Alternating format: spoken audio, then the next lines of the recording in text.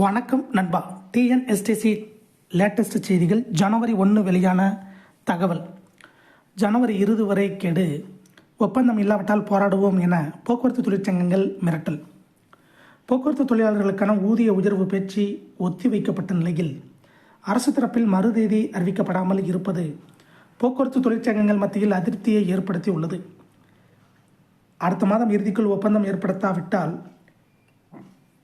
போராட்டம் நடத்த தொழிற்சங்கங்கள் முடிவு செய்துள்ளன. தமிழக அரசு போக்குவரத்து கழகங்களில் 1,23,000 பேர் பணியாற்றுகின்றனர். 14வது ஊதிய ஒப்பந்தம் முடிந்து ஓராண்டுக்கு மேலாகியும் அடுத்த ஒப்பந்தம் ஏற்படுத்தப்படாமல் உள்ளது. முதற்கட்ட முத்தரப்பு பேச்சு சென்னையில் ஜூலை 27 நடந்தது. இரண்டாம் கட்ட பேச்சு டிசம்பர் 27, 28 நடக்க இருந்தது. ஆனால் முன்னாள் பிரதமர் மன்மோகன் சிங் 26ஆம் தேதி இறந்ததால் அரசு சார்பில் ஒரு வாரம் துக்கம் அறிவிக்கப்பட்டது. எனவே முத்தரப்பு பேச்சு மறுதேதி அறிவிக்காமல் தள்ளி வைக்கப்பட்டது. தற்போது அனைத்து அரசு நிகழ்ச்சிகளும் நடந்து வருகின்றன. ஆனால் ஊதிய ஒப்பந்த பேச்சு மட்டும் நடத்தாமல் இழுத்தடிப்பது போக்குவரத்து தொழிலாளர்கள் மற்றும் தொழிற்சங்கங்கள் மத்தியில் அதிருப்தியை ஏற்படுத்தி உள்ளது.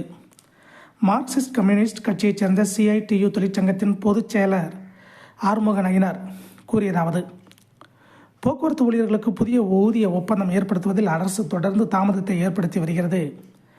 ஜனவரி இறுதிக்குள் புதிய ஊதிய ஒப்பந்தத்தை ஏற்படுத்த வேண்டும். பிப்ரவரி மாத சம்பளத்தில் புதிய ஊதியத்தை அமல்படுத்த வேண்டும். இல்லாவிட்டால் தொழிற்சங்கங்கள் கூடி அடுத்த கட்ட போராட்டங்களை துவக்குவோம் என்றார். இதை போன்ற